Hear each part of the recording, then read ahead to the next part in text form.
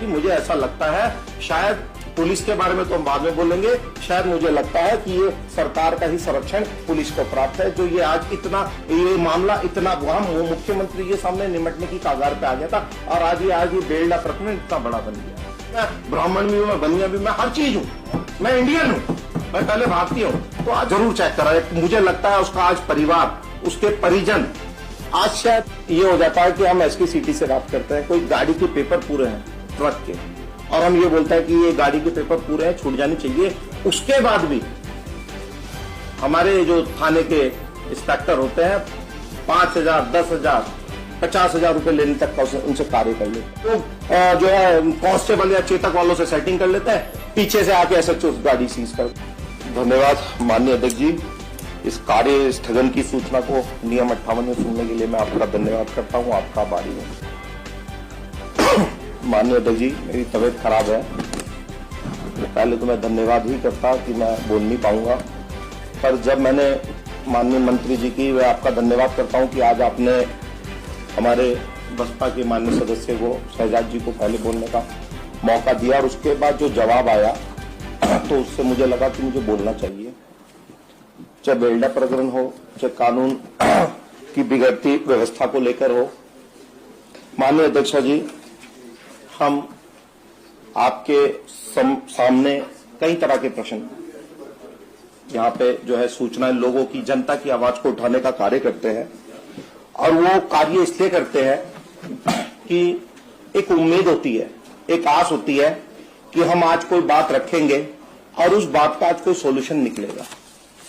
आज हमारे से प्रदेश की जनता उम्मीद करती है, हमारे से दुनिया भर के युवा, मजदूर लोग, मतलब जो भी पीड़ित लोग होते हैं वो हमारे से मिलते हैं और वो ये उम्मीद रखते हैं कि ये आज विधानसभा में इस बात को उठाएंगे और आज कुछ ना कुछ वहां से अच्छा, खुश, एक अच्छी खबर मिलेगी। पर आज जो माननीय हमारे मंत्री जी ने जवाब दिया बेलडा प्रकरण को लेकर, ये कदाचित मतलब एक तरीके से सेटिस्फाई नहीं किया, ये एक्सेप्टेबल नहीं है, नॉट एक्सेप्टेबल। मैं थोड़ा सा आपका ध्यान आकर्षित करना चाहूंगा और माननीय मंत्री जी का भी करना चाहूंगा कि ये जब प्रकरण हुआ, मेरे बैक प्रॉब्लम थी और मैं एडमिट था, तो उस वक्त पूरा डेलीगेशन नेता प्रतिपक्ष जी के साथ, पूर्व मुख्यमंत्री जी के साथ, सारे विपक्ष के विधायक थे, हम माननीय मुख्यमंत्री जी से मिलने गए थे। जब हम माननीय मुख्यमंत्री जी से मिलने गए तो मैंने जो लड़का गुजरा पंकज, उसकी बीवी को देखा तो मात्र 24 या 25 साल की महिला होगी और मुझे लग रहा था शायद तीजा ही उनका पूरा हुआ होगा। उसकी आंखों के आंसू सूखे नहीं थे और वो अपनी पीड़ा वहां पर बताने का कार्य कर रही थी। उसके पिताजी बदहवास व्यवस्था में थे और बल्कि उनके मुंह से कुछ लूज टॉक भी माननीय मुख्यमंत्री जी के सामने निकली और माननीय मुख्यमंत्री जी ने भी सुन के उनको भी रियलाइज हुआ उस वक्त कि हाँ, ये वाकई में इनके साथ कुछ गलत हुआ है और ये जल्दीबाजी में आप शब्द बोल गए।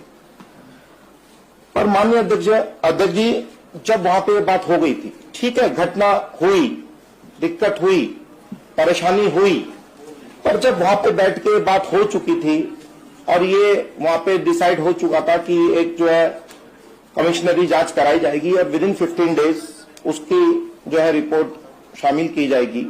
और आज जो हमने माननीय मंत्री जी का जवाब सुना, फिर हमारे नेता प्रतिपक्ष जी बोले और माननीय मंत्री जी, संसदीय मंत्री फिर उठे, उन्होंने कहा जी ये तो वही मामला, मैं फिर रिपीट करूंगा। तो ये तो एक तरीके से अन्याय है, यहाँ बैठे हुए सब सदस्यों के साथ भी और इस पूरी प्रदेश की जनता के साथ भी, जो आपसे न्याय की गुहार लगाती है, जो हम ये 4-4 घंटे अपनी बारी का इंतजार करते हैं कि ये हमारा प्रश्न लगा हुआ है और हम आज इस प्रश्न का के बारे में बोलेंगे और आपसे आज संसदीय मंत्री से और आपकी द्वारा आपकी पीठ से निर्देश होगा कि आज कुछ सुखद बात करने को मिलेगी। और क्या होता है, सिर्फ ये कॉपी पेस्ट की सरकार है क्या है? आज माननीय अध्यक्ष जी, मुझे ऐसा लगता है, शायद पुलिस के बारे में तो हम बाद में बोलेंगे, शायद मुझे लगता है कि ये सरकार का ही संरक्षण पुलिस को प्राप्त है, जो ये आज इतना, ये मामला इतना मुख्यमंत्री के सामने निमटने की कगार पे आ गया था और आज ये बेलडा प्रकरण इतना बड़ा बन गया। जब उनसे वादा कर लिया गया था कि हम आपको 5-5 बीघा जमीन देंगे तो दे देनी चाहिए थी, सरकार तो इतनी बड़ी होती है, अब किसी का पति चला गया, वो बेवा है, 24-25 साल की एक महिला है, और ये मैं जो दूसरा लड़का था प्रमोद, वो जब हम दिशा आपस में बात कर रहे तो ये भी जब भी पता चल गया था कि वो भी बहुत सीरियस कंडीशन में है, इतनी सीरियस कंडीशन में है कि बचने की उसकी उम्मीद नहीं है। और आज हमें पता चलता है उसकी लीवर की बीमारी थी। क्या रिपोर्ट्स में ये सच है? क्या मतलब दुर्भाग्यपूर्ण है।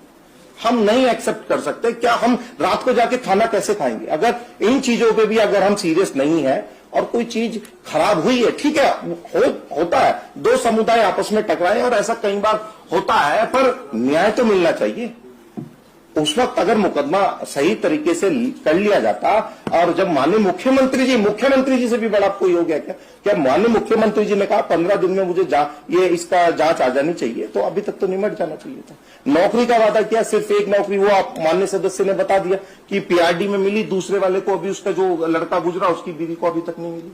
अब वो 24-24, 25-25 साल की बचियां ही हैं एक तरीके से हमारे सामने। ठीक है, कम उम्र में उनकी शादी हो गई, आज अगर उनको न्याय नहीं मिल रहा तो ये बहुत दुर्भाग्यपूर्ण स्थिति है। तो मैं आपसे निवेदन करूंगा कि जब भी ऐसा कोई सीरियस मामला बात रखी जाए, तो मैं हाथ जोड़ के मेरा निवेदन है अपने सभी सदस्यों से, माननीय मंत्रियों से भी, उसकी सीरियसनेस को जरूर चेक कराए। मुझे लगता है उसका आज परिवार, उसके परिजन आज शायद सब मोबाइल पे, टीवी पे सब देख रहे होंगे कि आज शायद हमें कुछ न्याय की उम्मीद हो।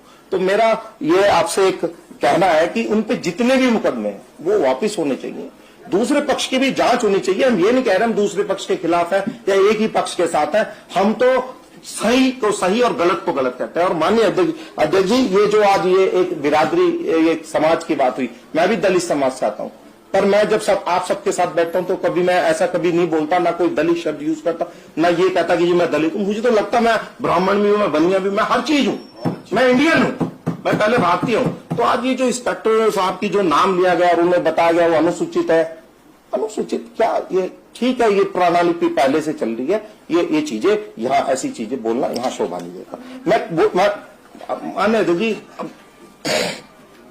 थोड़ा सा कानून व्यवस्था में मैं थोड़ा सा आपको चीजें कुछ बताना चाहूंगा कि हमारे पहले माननीय सदस्य भी बोल के गए हैं कि ये सच्चाई है कि हमारे एसएचओ लेवल के जो अधिकारी हैं वो आज पुलिस के साथ साथ राजस्व पुलिस का भी काम करने का काम कर रहे हैं।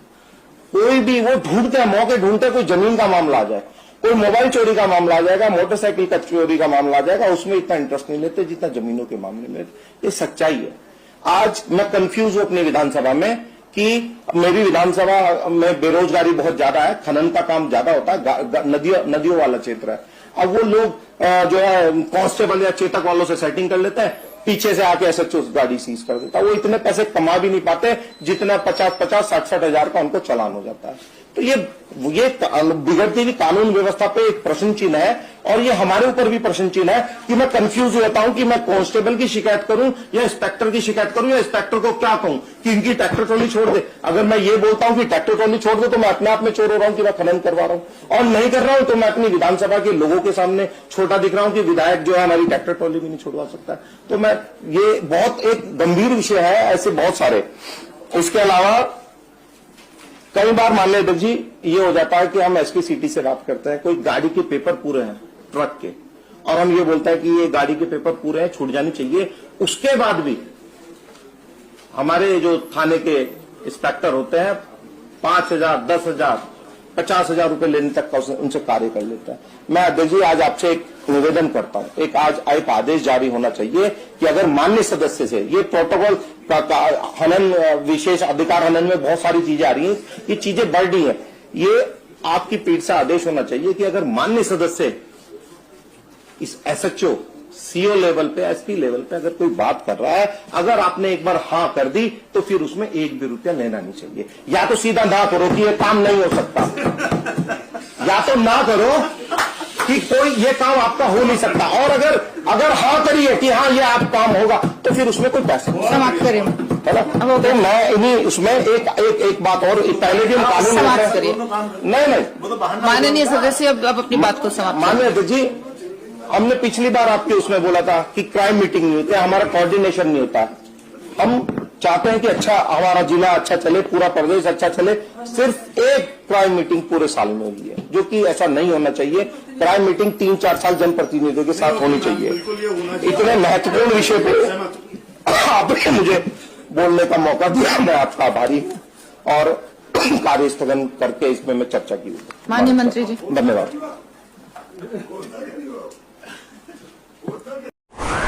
ग्रामीण भारत बुलंद आवाज के साथ।